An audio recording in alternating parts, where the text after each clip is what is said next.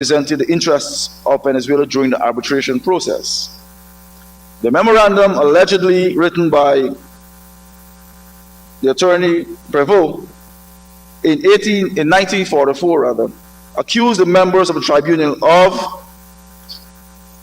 including the president of the tribunal, Mr. Frederick de Martins, a Russian international lawyer and diplomat, of conspiring to despoil Venezuela of territory in favor of the British. This is what we have to deal with, Mr. Speaker.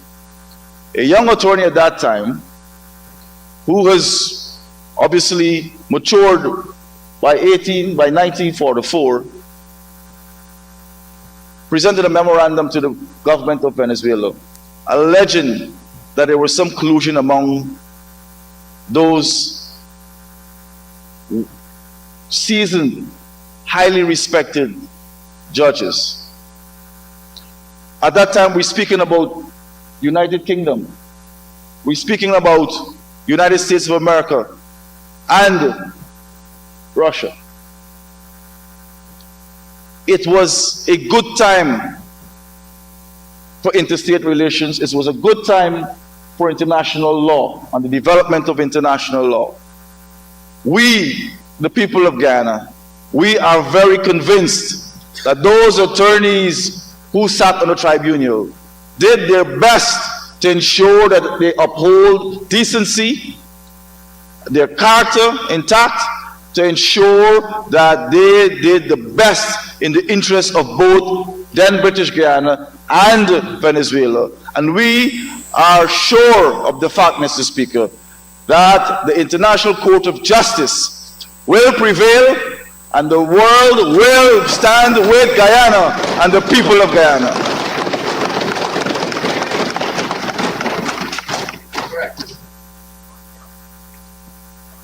Mr. Speaker, no evidence has ever been found to support this accusation of this young attorney himself, ensure that he could not be questioned about it, since his instructions were that his memorandum must not be released until 6 months after his own demise. Let's go back. Can you imagine an attorney, an AG? I'm sure you will be down in your head on this. Can you imagine an attorney at that time is putting two states against each other and not willing, while he's alive, to justify his argument and to say to the world where and when and how these events occurred? He wanted it to be unsealed 6 months after his death. Mr. Speaker, this is unfounded. This should not be accepted by any right-thinking member of this society and any society the world over.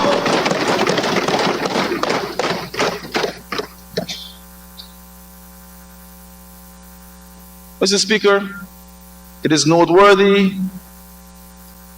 that at the same time, the law firm that represented Venezuela, writing in the American Journal of International Law late as 1949, this is what it stated in the journal. The award secured Venezuela the mouth of the Orinoco and control of the Orinoco Basin, these being the most important questions at issue. So, Mr. Speaker, there's a contradiction here. You've had the young attorney stating in 1943 that there was some collusion among these esteemed jurists, but yet again, the same law firm that represented Venezuela stated in the U.S. Journal that all was well. That all was well. It doesn't take a specialist to understand what's going on, Mr. Speaker. doesn't take an intellect to demystify what Venezuela has attempted to do over the several decades. We, as Guyanese, are very proud of our history, of our heritage, and we are here today, Mr. Speaker, in this House, representing not only the people of Guyana here, but we want to set an example for the world over, because we believe in the rule of international law, the maintenance of peace and stability, and to ensure that there is sanctity of agreements and treaties. Mr. Speaker, in view of the fact that acquisitions that the acquisitions in the memorandum were unsubstantiated by Venezuela, unilaterally and formally declared the award of 1899 null and void as early as 1962. The British government agreed to provide full access to its archives to Venezuela and British experts, so as to lay rest the unsubstantiated acquisitions made. Mr. Speaker, importantly, no evidence was found by the experts. Yet, Venezuela persisted with its claim of nullity and invalidity of the award. The British government and the pre-independent Guyana agreed to permit an even closer examination of the acquisitions made by and upon which the unilateral contention of Venezuela is based. So, Mr. Speaker, we were extremely patient and respectful with Venezuela. Venezuela has always been the tyrant, has always been the state that was devoid of any respect for the sanctity of treaties and agreements. It is clear, Mr. Speaker, in every section and in every phase in our history, Venezuela has always been on the wrong side of international law.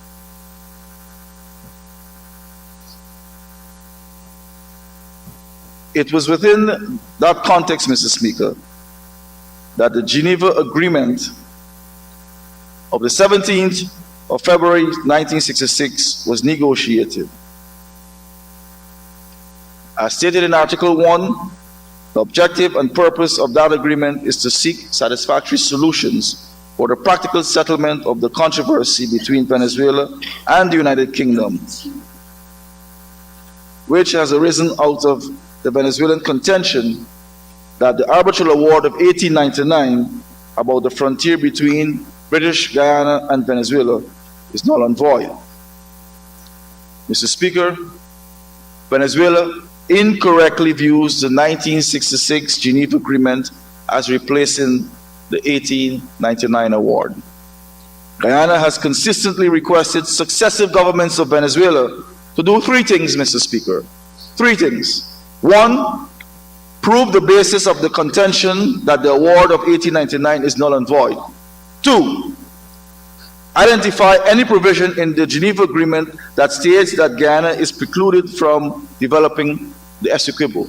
And three, identify the article in that agreement that states that the arbitral award of 1899 is superseded by the Geneva Agreement. Mr. Speaker, Venezuela has never been able to do so, and they will never be able to do so because they are on the wrong side of history. Instead, Mr. Speaker, Venezuela expanding her claim of nullity of the 1899 award to claim the entire Essequibo region, further expanded to claim the waters off the coast of the Essequibo, and now even further afield. In furtherance of her baseless claim, successive governments of Venezuela have resorted to acts of open military military aggression, such as the continued illegal occupation of Guyana's territory of Ankoko Island, forced removal under detention of a survey vessel back in October of 2013 in our exclusive economic zone, threats to companies investing in Essequibo and the Guyana's maritime spaces, and the host government, and outright subterfuge. Mr. Speaker, under the auspices of the Geneva Agreement, a mixed commission was established for the purpose of seeking satisfactory solutions for the practical settlement of the controversy arising from Venezuela's contention of nullity. The mixed commission held numerous meetings during its 4-year term between 1966 and 1970, but was unable to make any progress towards the settlement of the controversy. Following a 12-year moratorium between 1970 and 1982, and a 7-year period of consultations on a means of settlement between 1983 and 1990, the parties agreed to refer the matter to the United Nations Secretary General to determine the means of settlement of the controversy. Mr. Speaker, the Secretary General chose the good offices process, and so from 1990 to 2017, the parties engaged in a 27-year good offices process, including 1 year of enhanced mediation. Mr. Speaker, we're giving the people of Guyana an understanding of the burden that we've had to carry perpetually, given Venezuela's reluctance to respect the 1899 agreement, but rather its path towards expansionism. We know all too well what Venezuela wants, Mr. Speaker. They want to take our land away from us, which we have rightfully owned. Because like they did with Dominica, Colombia, and Trinidad and Tobago, they want more access. This is what it's about. It's pure greed, Mr. Speaker. They have more than their fair share. They got 4 times the size of Guyana. Why would they want more? This is a zone of peace, Mr. Speaker. This is an era of peace and stability. Venezuela has to stop. Venezuela has to recognize that we need to move forward in moving this region as one, as a zone of peace. And Venezuela is the only country in this region, Mr. Speaker, who is threatening that peace. And that must not happen, not now, not never, or not ever.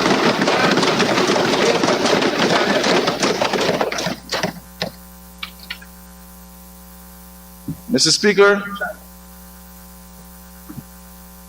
once again, this process yielded no significant progress towards the resolution of the controversy. During the entire period of the good offices process, Venezuela has never been able to prove its claim to nullity and of the 1899 arbitral award, but instead embarked on increasing menace, on a pattern of intimidation, threat, and economic aggression against Guyana, utilizing its larger military in a bid to weaken and force Guyana to agree to the nullification of the 1899 arbitral award and cede the Essequibo to her. Never, Mr. Speaker. Never. Never. In 2014, Mr. Speaker, the government of Guyana decided that it was time to resolve Venezuela's controversy over the validity of the 1899 arbitral award. Indeed, the government of Guyana recognized that governments of Venezuela never acted in good faith, and bilateral engagements were never going to achieve the desired results of resolving the controversy. It was then that Guyana wrote to the United Nations Secretary General and requested that he choose another means of settlement consistent with his mandate under Article 4, Section 2 of the Geneva Agreement, specifically a judicial process. The Secretary General was determined to give bilateral discussions one more try. He proposed a 1 year, that is in 2017, of enhanced mediation. He determined that after that year, if no significant progress was made towards arriving at a full agreement to the solution of the controversy, he would choose the International Court of Justice as the next means of the settlement. Due process, Mr. Speaker. In line with international law and practice, His Excellency Antonio Guterres, following on the efforts of his two predecessors, wrote to the governments of both Venezuela and Guyana on the 30th of January 2018. And I quote as follows. This is the Secretary General speaking. I have fulfilled the responsibility that has fallen on me within the framework set by my predecessor, and significant progress not having been made toward arriving at a full agreement for the solution of the controversy, I have chosen the International Court of Justice as the means that is now used for its solution. We are progressing nicely, Mr. Speaker. Therefore, Guyana instituted proceedings against Venezuela by application to the International Court of Justice on the 29th of March 2018. In its application, Guyana asked the court to resolve the controversy that arose as a result of Venezuela's contention, which was formally asserted for the first time in 1962, that the 1899 arbitral award regarding the boundary between the colony of British Guyana and the United States of Venezuela is null and void.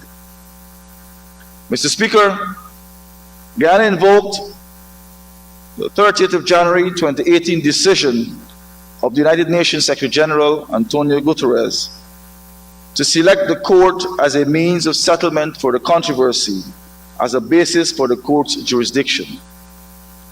The Secretary General acted pursuant to the authority conferred upon him by the agreement of the parties reflected in Article 4, Paragraph 2 of the Geneva Agreement by an order dated the 19th of June 2018. The court then decided that the question of his jurisdiction would be determined separately prior to the proceedings on the merits. On the 19th of November 2018, Guyana filed its memorial on jurisdiction by a letter dated the 12th of April 2019. Venezuela indicated that it had decided not to participate in the written procedure. This is Venezuela in its usual posture, trying to avoid being part and parcel of what we call good practice, following the rule of law and procedure. Mr. Speaker, nevertheless, it later submitted, this is Venezuela, a detailed document entitled Memorandum of the Bolivarian Republic of Venezuela on the application filed before the International Court of Justice by the Cooperative Republic of Guyana on the 19th of March 2018, together with a 155-page annex containing various arguments regarding the controversy and the court's jurisdiction in respect of Guyana's application. On the 30th of June 2020, the court held a public hearing on the question of its jurisdiction. Here again, Venezuela did not participate. On the 18th of December 2020, the court delivered its judgment holding that it has jurisdiction in respect to Ghana's application. The court then fixed the deadline for the filing of Ghana's memorial on the merits as 8th of March 2022, and the deadline for Venezuela's counter memorial on the merits as the 8th of March 2023. Mr. Speaker, on the 17th of June 2022, Venezuela filed a preliminary objection to the admissibility of Ghana's claims. Its usual posture again, urging the court to exercise its discretion to refuse to rule on them. The proceedings on the merits were to be suspended until the determination by the court of the matter of Venezuela's preliminary objection. However, Guyana submitted its response to the preliminary objection on the 15th of July 2022, Mr. Speaker. The court heard oral hearings from both Guyana and Venezuela on Venezuela's objection over the period 17th to the 22nd of November 2022. On the 16th of April 2023, the court gave its judgment on Venezuela's objections, which is final, without appeal, and binding on both parties, and are as follows.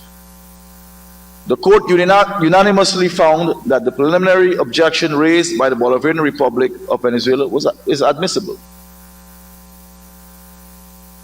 By 14 votes to 1, the court rejected the preliminary objection raised by the Bolivarian Republic of Venezuela. Thirdly, by 14 votes to 1, the court found that it can adjudicate upon the merits of the claims of the Cooperative Republic of Guyana, insofar as they fall within the scope of paragraph 138, subparagraph 1 of the judgment of the 18th of December 2020. Mr. Speaker, what does this mean? It means that in votes 2 and 3, the single vote against was that of the judge ad hoc appointed by Venezuela. This is what we get from Venezuela, Mr. Speaker. The only vote against was a vote by a judge ad hoc appointed by Venezuela. The 14 judges voted in favor. Guyana has consistently demonstrated its ability to face the international law head on. We have tried and we've thrived, and we will continue to succeed, Mr. President, because the law is clear. The law is clear, and Guyana will continue to proceed in that direction because we believe in international law, peace, and stability, not only of this region, but the entire global environment, Mr. Speaker. Mr. Speaker, the court, by order, fixed the 8th of April 2024 as a time limit for the filing of the counter memorial of the Bolivarian Republic of Venezuela. Guyana's case before the court is both legally and factually straightforward. It is founded upon two basic fundamental principles of international law and underpin the orderly relations of state, namely facta sunt servanda, or agreements must be kept, and the binding character in international tribunal awards. The application of those axiomatic precepts to the factual record can only lead to one conclusion, and that conclusion is constant, that the 1899 award is valid and binding, and the boundary between the two countries follows the line that is described therein. Mr. Speaker, Venezuela's rejection of the 1899 award undermines the basic norms of international law, respect for which is fundamental to maintaining international peace, stability, and security. Venezuela's disregard for its international legal obligations is a threat to Guyana and to the peace and stability of the entire region. by undermining the sanctity of long-standing voluntary executed arbitral awards and boundary agreements. Mr. Speaker, Venezuela has acted over the years with utter contempt for international law. Article 26 of the Geneva Convention on the Law of Treaties, 1969, provides that, and I quote, "Every treaty in force is binding upon the parties to it and must be performed by them in good faith." In good faith, Mr. Speaker. Venezuela has never honored one agreement that it entered with respect to this issue with Guyana. And I'll give you 6 points, Mr. Speaker. Firstly, Venezuela breached the Treaty of Arbitration signed in Washington on the 2nd of February 1897, which obligated the parties to consider the results of the arbitration as full, perfect, and final. Secondly, Mr. Speaker, Venezuela has unilaterally and without any legal basis denounced the arbitral award published in Paris on the 3rd of October 1899. Thirdly, Venezuela has disregarded the 1905 agreement between the British and Venezuelan boundary commissioners on the map of the boundary on the 10th of January 1905. Fourthly, Venezuela disregarded the 1931 trilateral diplomatic agreement on the specific location of the tri-junction meeting point of the boundaries of Guyana, Venezuela, and Brazil. Fifthly, Venezuela unilaterally withdrew from the 1970 Protocol of Port of Spain. Finally, Mr. Speaker, Venezuela has repeatedly and consistently breached the 1966 Geneva Agreement when it expanded its claim to the Essequibo region, when it threatens Guyana's sovereignty and territorial integrity, and when it refuses the decision of the United Nations Secretary General exercised pursuant to Article 4, Paragraph 2. Mr. Speaker, the evidence is overwhelming. Venezuela has always been defiant. Venezuela has always been devoid of its commitment. Venezuela has always displayed, not only to its own citizens, but the rest of the region and the world over, that she has never been committed to any legal process. But this must stop, Mr. Speaker. We will end it. The International Court of Justice will end Venezuela's tyrant and unlawful behavior. Mr. Speaker, further, Article 93 of the United Nations Charter provides that all members of the United Nations are ipso facto parties to the statute of the International Court of Justice.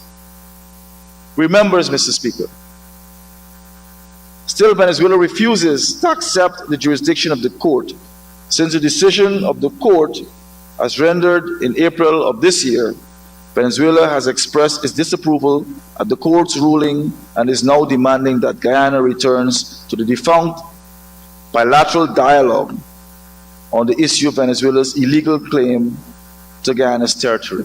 This is not going to happen, Mr. Speaker.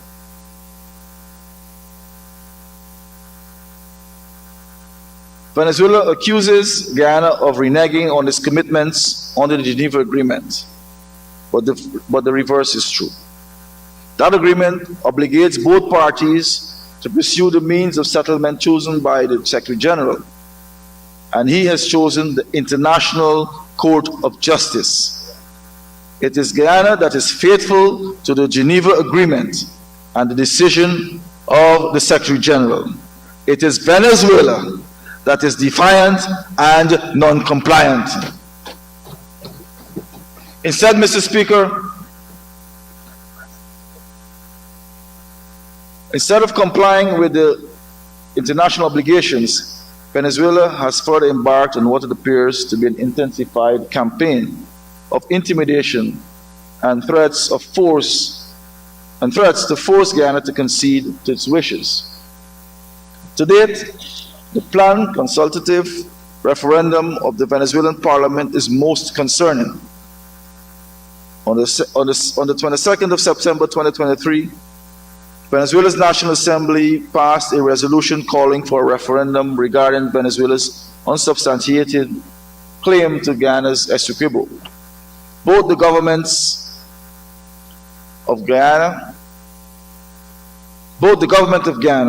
and the Secretary General of the OAS condemned the passing of the resolution as illegal and improper, since it violates the Geneva Agreement of 1966 and is inconsistent with the decision of the United Nations Secretary General to submit the question of validity of the 1899 award to the International Court of Justice as a ruling.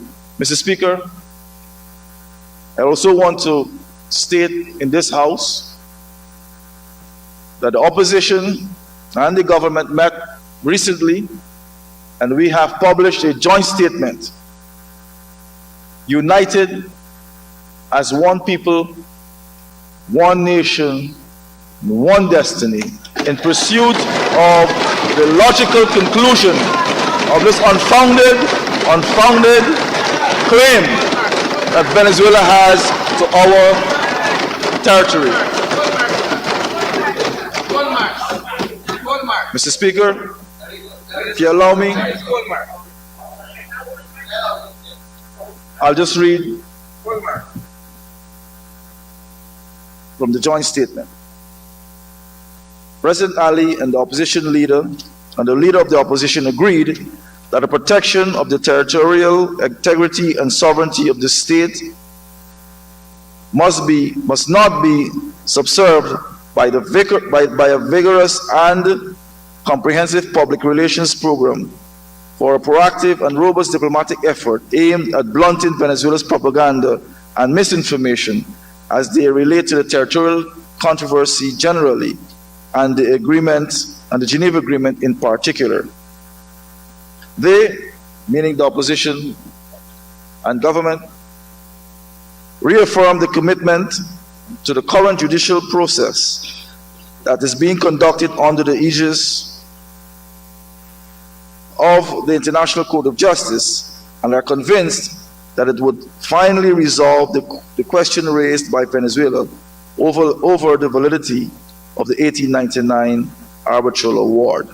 And Mr. Speaker, I hope that every Guyanese would have read the joint statement. This joint statement provides the basis for which we have stand on. We continue to stand on as one people, and we'll continue to move ahead in that direction, ensuring that we bring peace, stability, and predictability to the people of Guyana, and to ward off the unfounded claim from Venezuela using the right and proper process, which is the proceedings that we are now involved in within the International Court of Justice.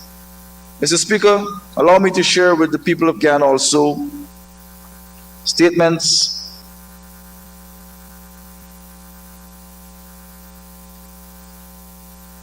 I will share that in a moment. Let me just continue, Mr. Speaker. I'm wrapping up shortly.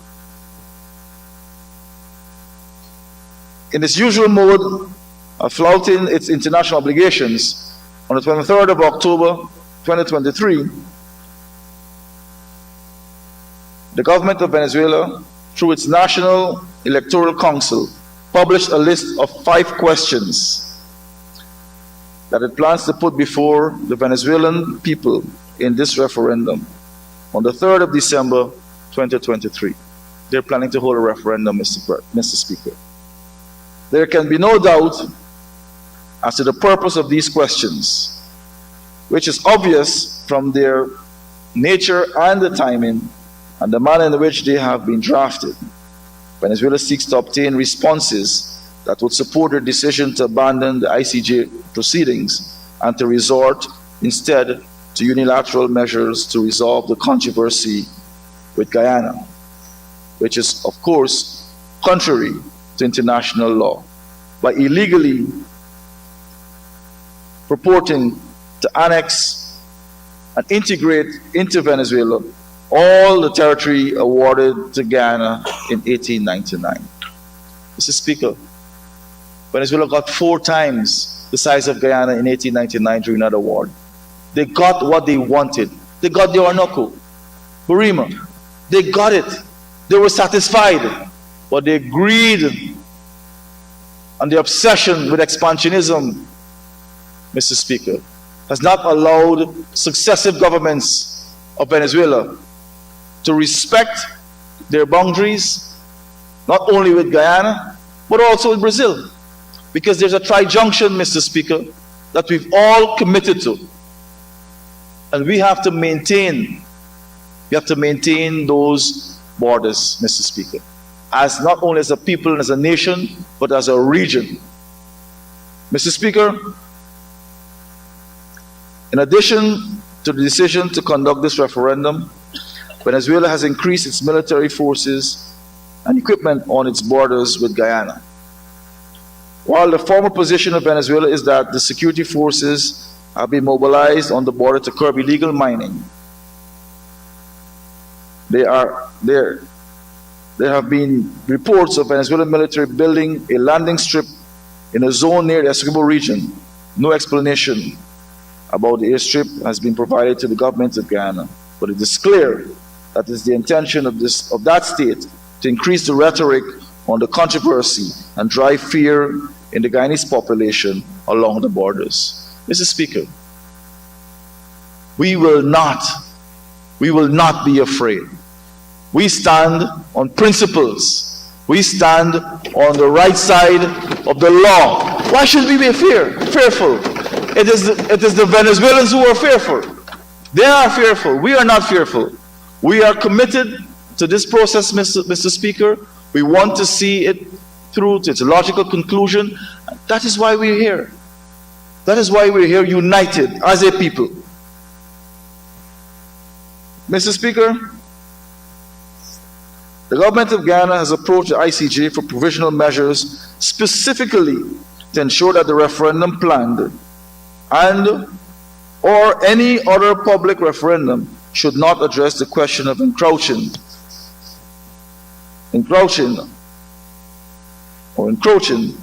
upon the legal issues to be determined by a court in its judgment on the merits. Mr. Speaker, a lot of the rhetoric coming out of Caracas has made reference to the deepened relations between Georgetown and Washington. The government of Ghana takes offense to such rhetoric as an attempt by Venezuela to diminish the right and capability of the government and people of Guyana to be able to define and determine their own national interests and pursue those for the benefit of the people of Guyana. The relationship between Guyana and Washington is stronger than ever. It will continue to grow because we believe in the values and principles, the respect for international law and norms, and we are comfortable with our process. We're comfortable, Mr. Speaker, with the support that we're getting from our traditional partners, not because they love us, but because they respect the rule of law. Mr. Speaker, the government of Guyana has settled that the case concerning the validity of the award is before the court. This is where it will stay until the matter comes to a logical conclusion, which is the assertion of the inalienable right of the people of the Cooperative Republic of Guyana to the enjoyment of dignity and independence of a country which is bequeathed of them to them, free from the threat of ancient historical claims and contemporary ambitions of recolonization. Mr. Speaker, we have gotten support from the Commonwealth. Let me just read quickly a paragraph from a statement provided by the Commonwealth. Secretary General. My quote, "The 5 questions approved by the National Electoral Council to be included in the referendum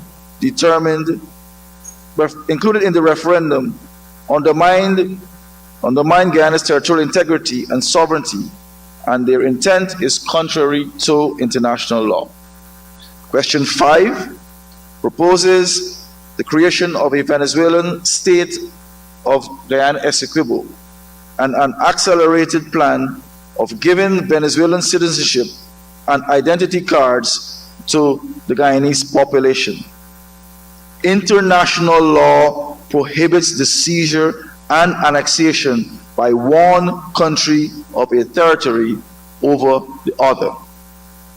The language in these questions contributes to heightened tension and is a threat to peace and stability in the member state of our Commonwealth family, and indeed the wider Caribbean.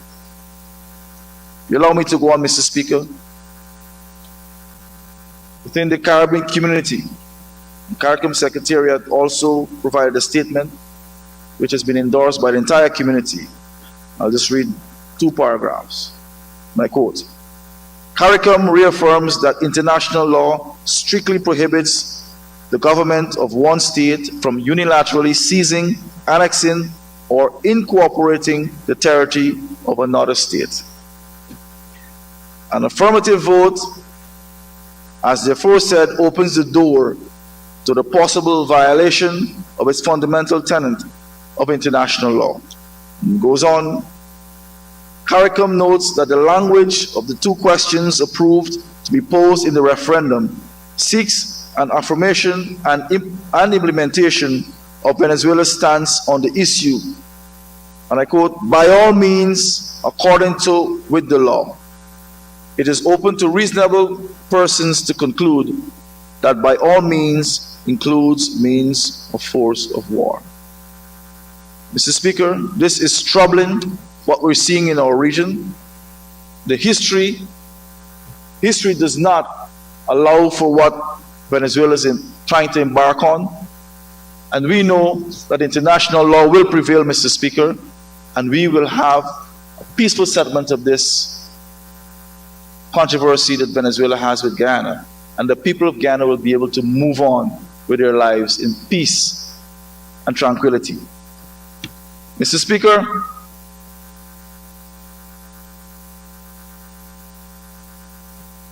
over the years, Guyana has always benefited from the support of the international community, not only because of the positive and strategic relations which we have with our partners, but because most members of the international community subscribe to the basic tenets of international law. I repeated that for emphasis. In this regard, we have had traditional support in reaffirming our sovereignty and territorial integrity from the Commonwealth of Nations, the Organization of American States, the Caribbean community, and numerous friends and bilateral partners. Mr. Speaker, in closing, please allow me to thank His Excellency Dr. Mohammed Irfan Ali for his stewardship and leadership during this extremely sensitive period in Guyana's post-independence history. Let me also thank the Leader of the Opposition and the honorable members for ensuring that we have continuity in the support for Guyana's process. Let me also thank my colleagues on this side of the House, the Ministry of Foreign Affairs and International Cooperation. Let me also thank Mr. Speaker, Sir Sridhar Ramphal, the only surviving member who actually journeyed to Geneva in 1966 to sign that agreement, along with Paul Reichler and the entire legal team. Allow me also, Mr. Speaker, to thank our agent, Mr. Kyle Greenidge,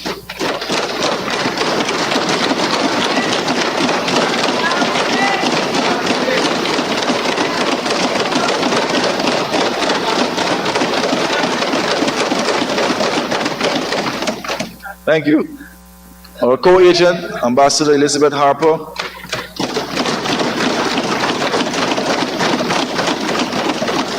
Ms. Donna Street, who is our Director of Frontiers, for her hard work and dedication to this process. And let me thank the entire Guyanese community, not only here in Guyana, but abroad, for their support and their commitment to this process.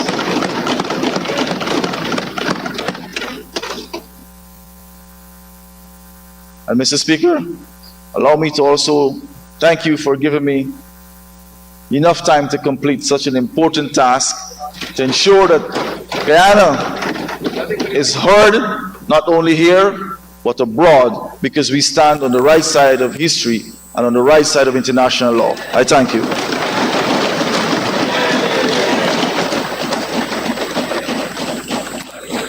Thank you very much, Honorable Minister, for a most informative presentation. Honorable members, on your behalf, I also would like to acknowledge Her Excellency the Chancellor, who was here with us and just about to leave. We also have former Prime Minister Hamilton Green here with us. Ambassador to Venezuela designate His Excellency Richard Van West Charles. We have His Worship the Mayor, Mr. Alfred Bentor, Regional Chairman for Region 4, Mr. Daniel Siram. Among our guests too is the next generation, students from President's College along with their teachers. On this very important day for our Parliament, we will have the Honorable Member Mr. Kemrat Ramjatan next, and then the Honorable Member Asha Kisoon, and then we will take the break. Honorable Member, Mr. Ramjatan, you have the floor. Thank you very much, Mr. Speaker.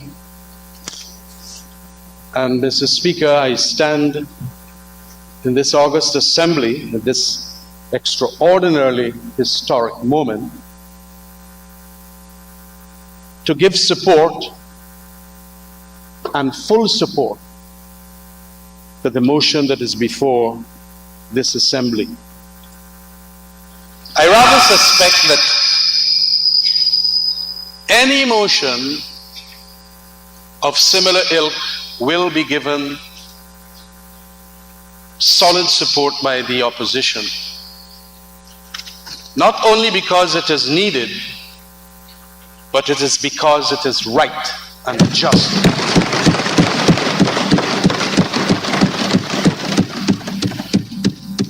We live here now in a time with that existential threat. Existential threat of a...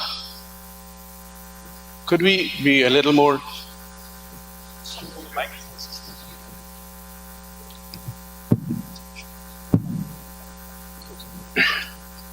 Could we, am I being heard here? Yeah, okay. I have my documents and papers in front of me and I do not want to transfer that. That space is a little too small for what I have to say.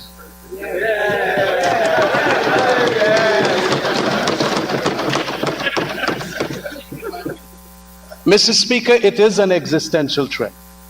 And I must say, after speaking behind Honorable Minister Todd, that I must say that I am reassured and bolstered by his optimism that there might not be anything happening at the borders and that everything here might be what is called in Guyana's interest. Mr. Speaker, though bolstered by that, I want to say that there is an element of what is called concern at this stage.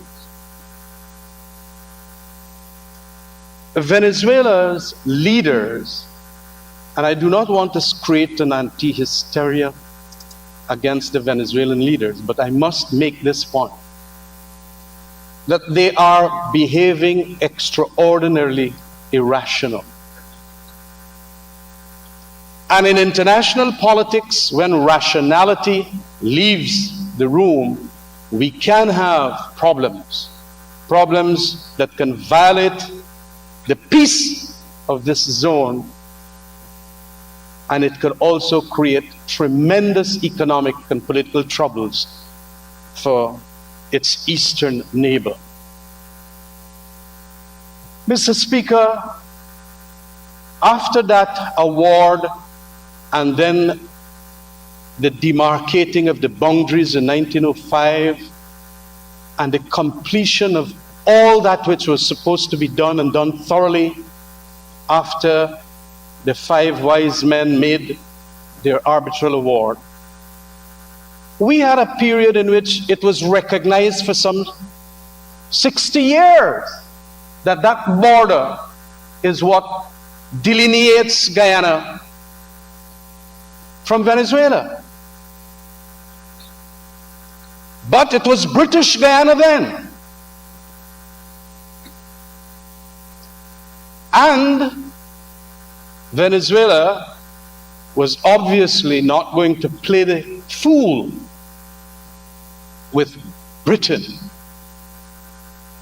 But come 1966, when independence is now to be gained from the colonial master, we saw Venezuela upping the ante in relation to what it can now do to a small country on its eastern border.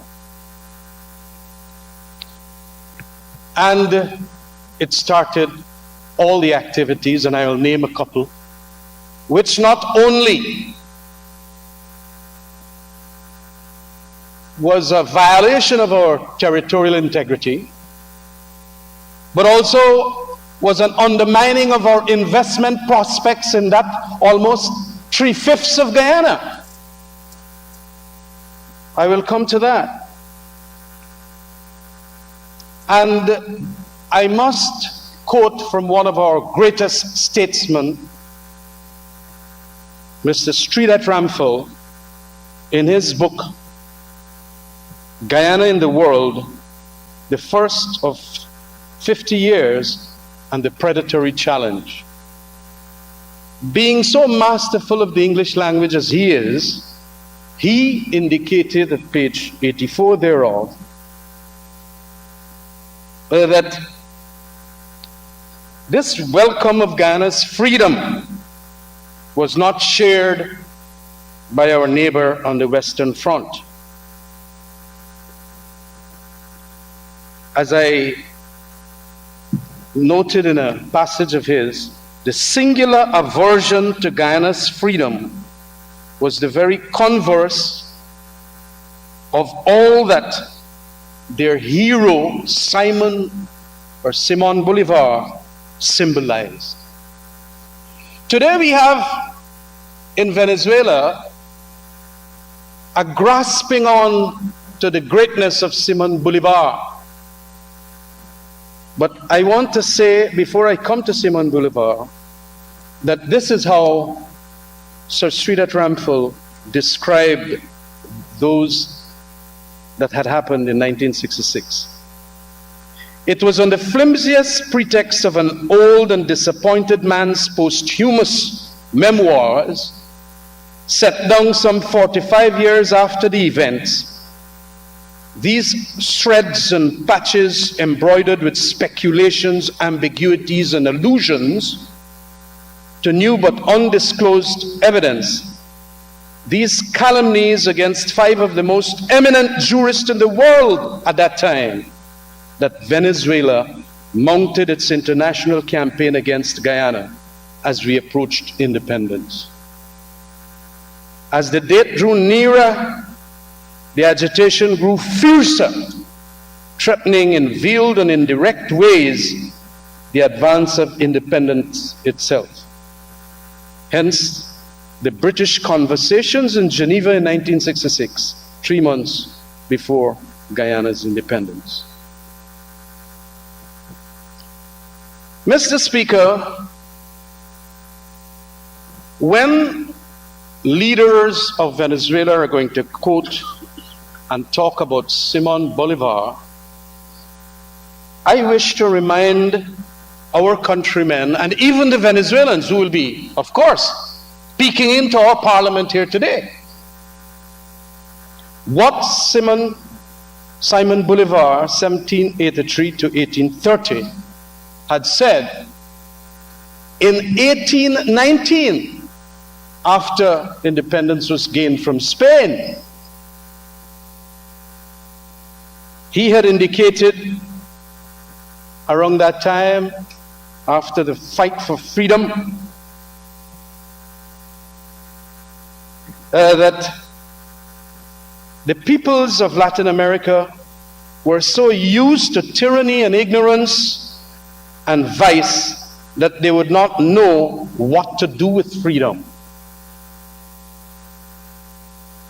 That government had to be appropriate to the people, and that legislators in fledgling countries like Venezuela at that time would have to work to create conditions in which their fellow citizens could enjoy freedom. This is what he said specifically.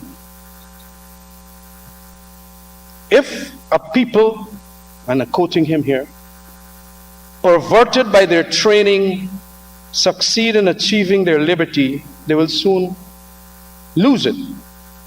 For it would be of no avail to endeavor to explain to them that happiness consists in the practice of virtue, that the rule of law is more powerful than the rule of tyrants. And I want to repeat that. The rule of law is more powerful than the rule of tyrants, because as the laws are more inflexible, everyone should submit to their beneficent austerity. That proper morals and not force are the bases of law, and that to practice justice is to practice liberty. Therefore, legislators, your work is so much the more arduous that we have to re-educate the men and women of Venezuela from being corrupted as a result of their training from, as he said, Spain. This profound advice from one of the greatest of Latin America's heroes must now, of course, be applied to what Venezuela, or at least be compared and contrasted as to what Venezuela seeks to do now. As a matter of fact, I feel that all of the advice of Simon Bolivar is being thrown out of the room, thrown out of the window. And so that is why we have irrational leaders now, almost people who you'd have to say had huge problems appreciating morals and justice and all of that, now trying to do certain things, obviously for their political continuity.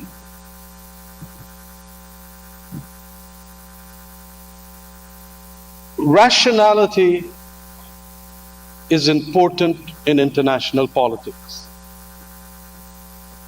And if we do not recognize what might be the motivations of Maduro and his team, inclusive of Delcy Rodriguez, Honorable Vice President she is, I think, making statements about referendum and all of that, means, in my opinion, that there is now a deliberate attempt to transfer their irrationality onto their countrymen for purposes of ensuring that probably they can be distracted from all the problems they have in Venezuela. And Venezuela got a lot of problems, Mr. Speaker. a humongous amount. I got a book, The New Map, by Daniel Yergin, and was doing some readings in relation to what might be their motivation. And of course, he was talking about climate and the clash of nations and energy. It is not only to distract the present leaders of Venezuela, it seems, they wanting to distract their bad governance and whatever else, but it is also to extend, in view of the fact that we have now found oil in Guyana, to try to have a hand in that.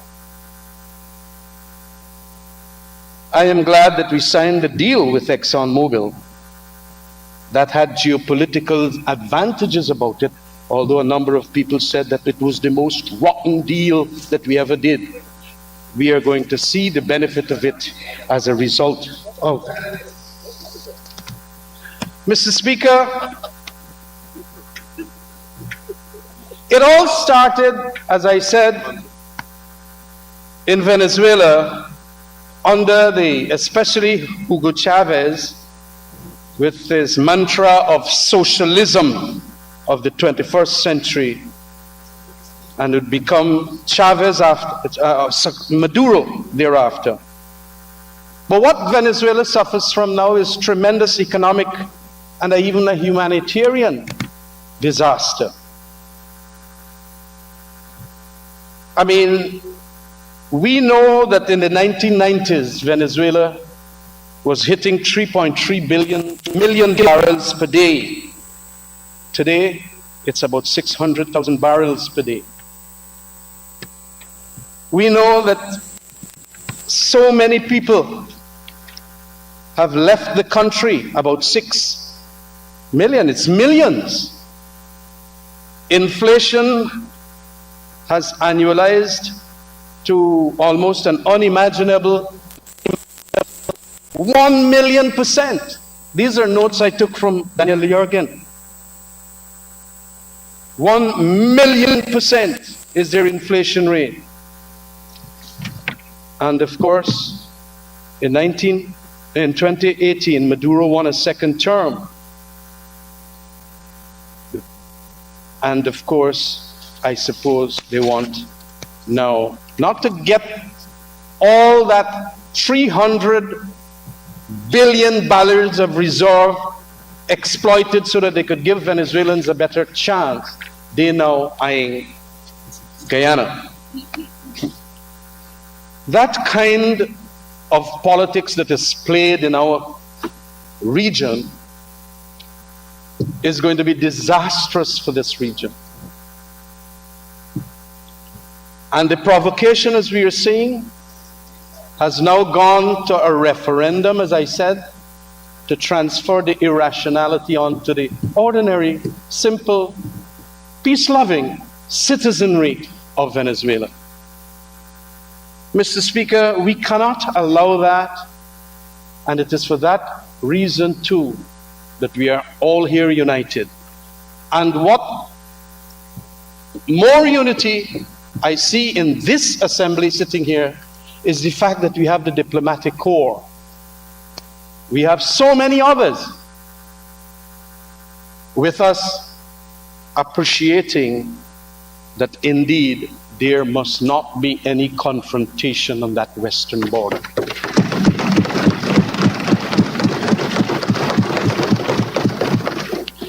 Mr. Speaker,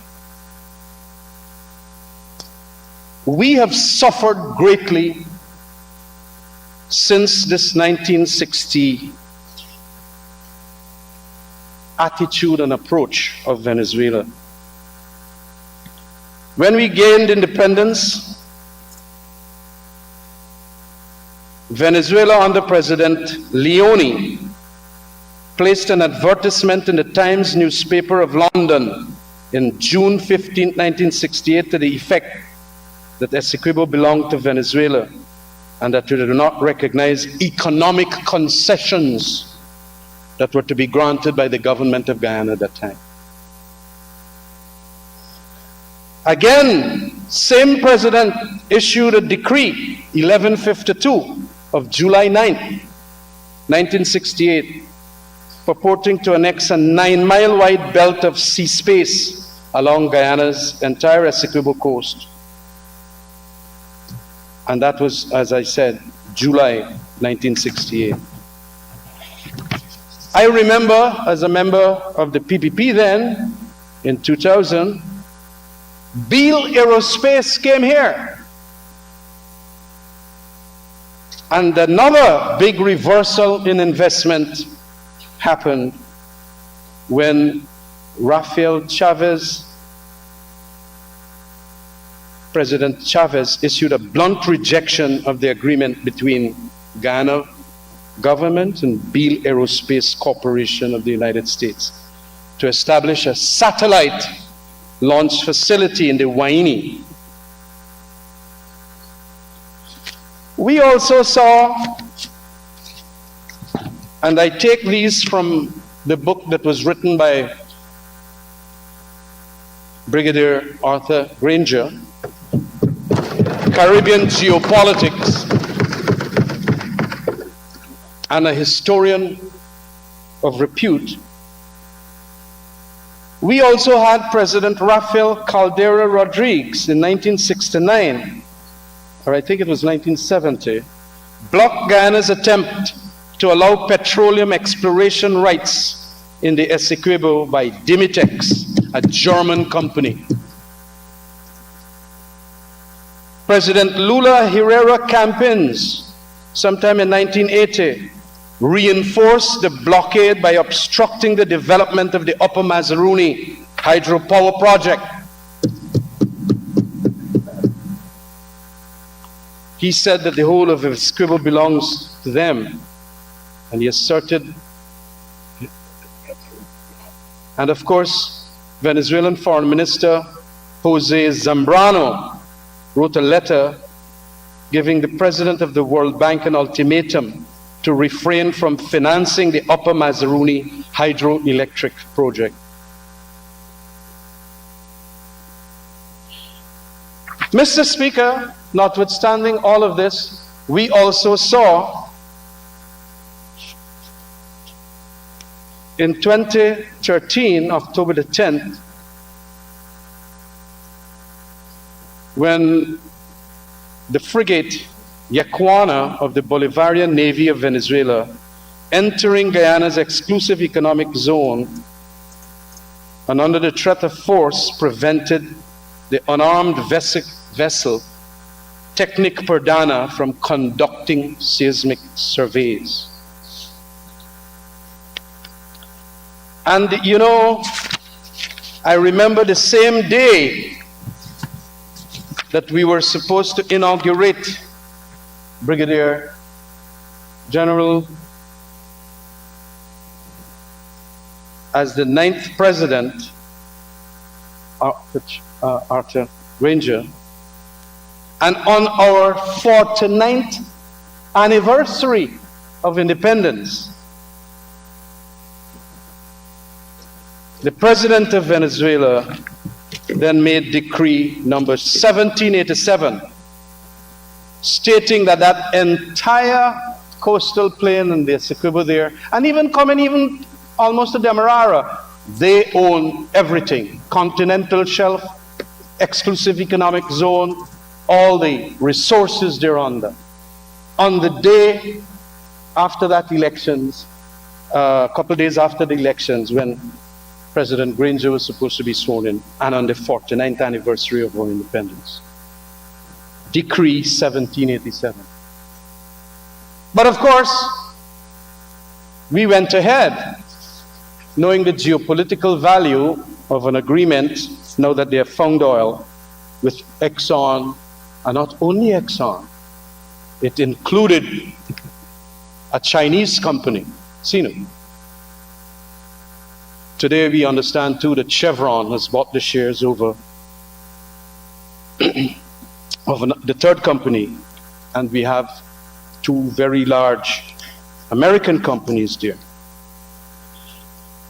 But we had all the time did the acts of eminent domain, meaning acts of our sovereignty over Venezuela, over Essequibo, and Venezuela was well aware of those acts.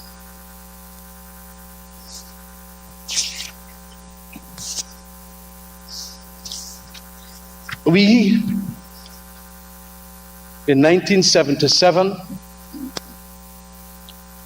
enacted the Maritime Boundaries Act on June 30th. We also, November 10th, 1993, endorsed Guyana's ratification of the United Nations Convention on the Law of the Sea. And we, of course, later on, as is stated so meticulously in this book written by David Arthur Granger, that indeed the 60th instrument of ratification, November 16, 1993, enabling the convention to enter into force a year later. Guyana also took steps towards the consolidation of sovereignty over its marine resources with the introduction of the Petroleum Exploration and Production Act of 1986. That became the law in June 1986. And of course, licenses were issued under the Act in 1999, of course, to Exxon. And we have also done all that which makes it very clear that Essequibo belongs to us by entering fishing agreements, so many other acts of eminent domain, bilateral fishing agreements allowing foreign vessels to fish in Guyana's waters. And I want to say, with all these activities we did, that was to ensure that we can get the benefit of that largesse out there. We must appreciate that indeed it is our land and nobody else's. Not a blade of grass.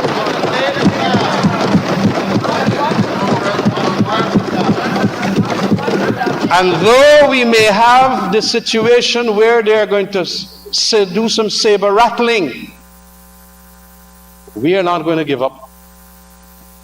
Guyanese all across this country, in the diaspora, and we have got the wide diaspora. I understand we got some people from Alaska and so on. In Alaska. We are very, very clear and united on this issue. We must ensure that this bonanza that is Essequibo, that is ours, be exploited, and we must not have confrontation from our Western neighbors to any extent. We must see also the flourishing of Guyana, because the space must be allowed without any intervention from any dominant big player called Venezuela.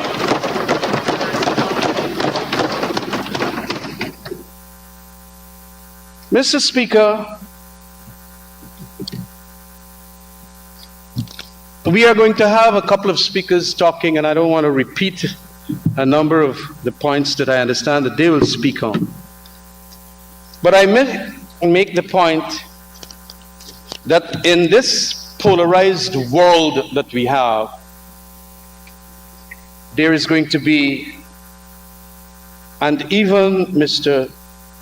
Daniel Jurgen talks about it in his book, there is going to be even bigger rivalries all across the globe, especially because of oil, energy, climate change, and so on, migration. And this deepening rivalry must be seen as not creating problems for small countries like us, who might very well now be pressured and forced to take sides with one of the big players. I want to enter that realm of talking about that just for a short moment. Deepening rivalry between especially as we know, that goes on right now, the big countries of the world, you can say it, Washington and Beijing, will expect certain players to support them and certain players to support the others, is what the others might want. As you know, given this collision and incompatible perspectives that we might have, we'll have to combine as a small country, Guyana, with all those players to ensure that we get maximum diplomatic support, if not more than diplomatic support, for the purposes of ensuring that Venezuela does not touch a blade of grass.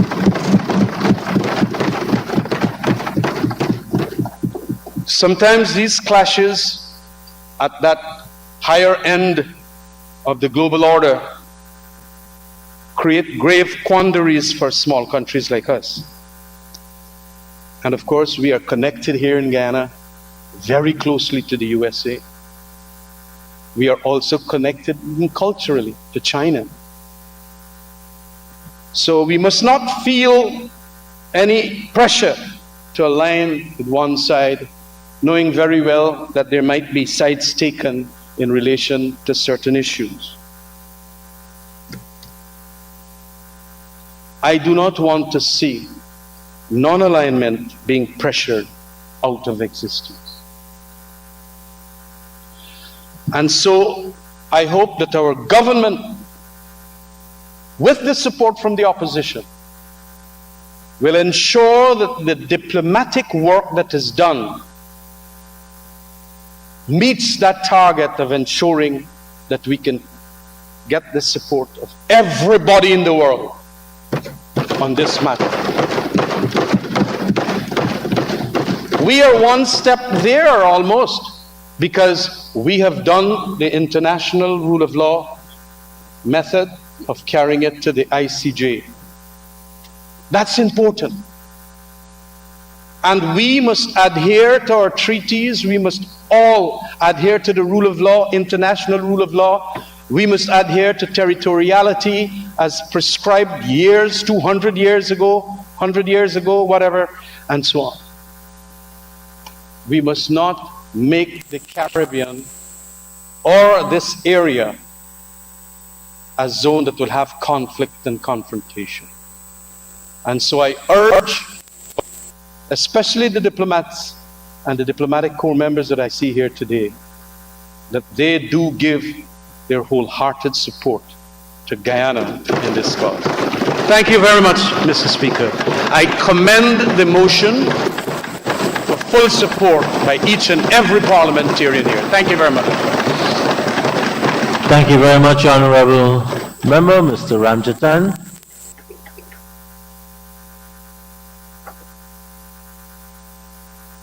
I know everyone has been extremely attentive. Our Deputy Speaker makes her maiden speech in the National Assembly. The custom is utter silence. Honorable Deputy Speaker, Dr. Asher Kissoon, you have the floor. Thank you, Mr. Speaker. Allow me to stand on all protocols already established. Mr. Speaker, I stand before you today, before the people of Guyana. First of all, expressing gratitude for this extraordinary sit-in. To you, to the government of Guyana, to the opposition, and to my parliamentary joiner partners. This issue cannot go on. Today's sit-in is extremely important.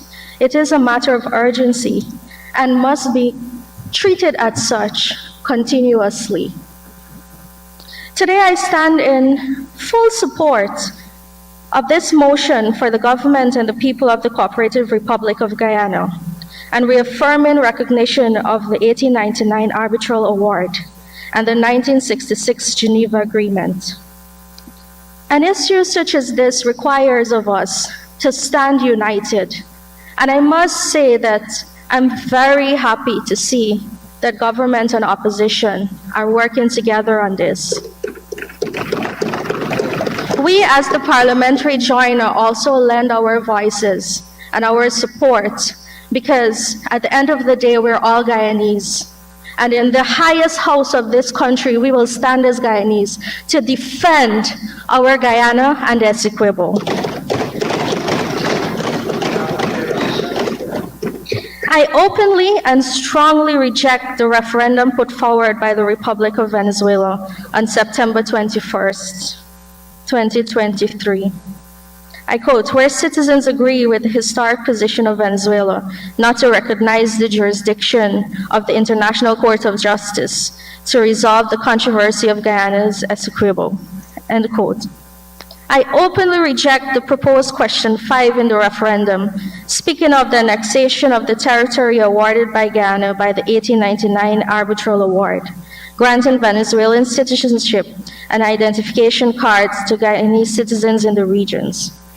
For the thousands of people at home, what Venezuela is saying to us, to our nation, is they have no regard for what the International Court of Justice says.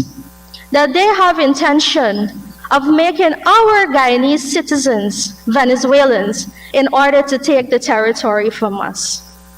We condemn this referendum and we will not be having it. Mr. Speaker, while we all agree that this is contemptuous of the legal process prevailing before the International Court of Justice, allow me to express my open and honest displeasure at the disrespect shown by the Republic of Venezuela for Guyana and its territorial integrity.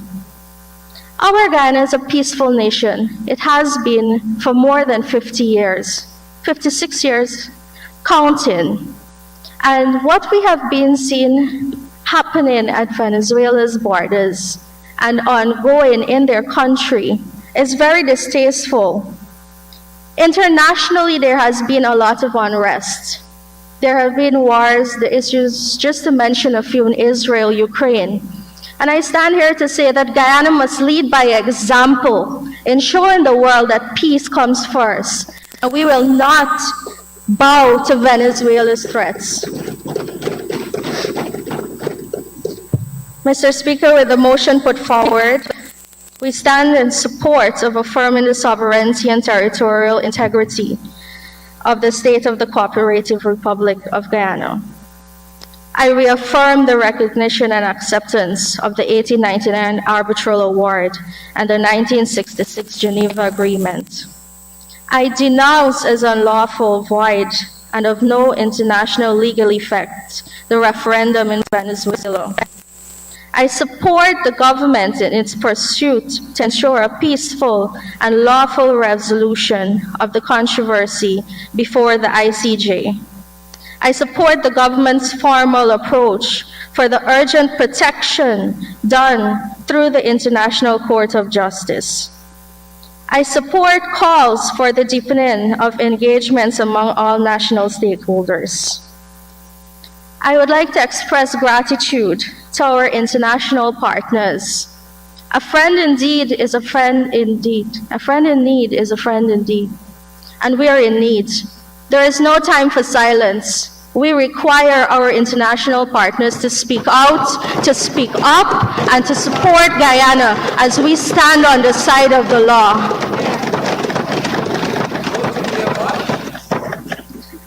Mr. Speaker, the Venezuelan government needs to concentrate on giving its people a better life today and to leave Guyana alone. We see their people leaving Venezuela by the thousands, including coming to Guyana. And to be honest, Mr. Speaker, if I had leaders who had no regard for international law, I'd probably be leaving my country also. We need to continue along the legal lines, Mr. Speaker. We will not back down. We are focused on building our nation. Hundreds and thousands of Guyanese are returning home. And we will reaffirm to Venezuela that our territorial integrity will be protected. Mr. Speaker, you will hear a lot today. People will say not a blade of grass.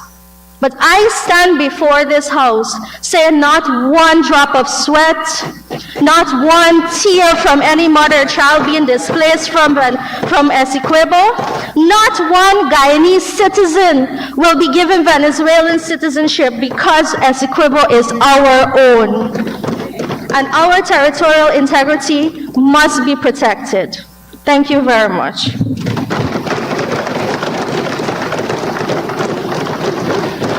Thank you very much, Honorable Member. Honorable Members, we will take the suspension now and return at 1 p.m. Thank you.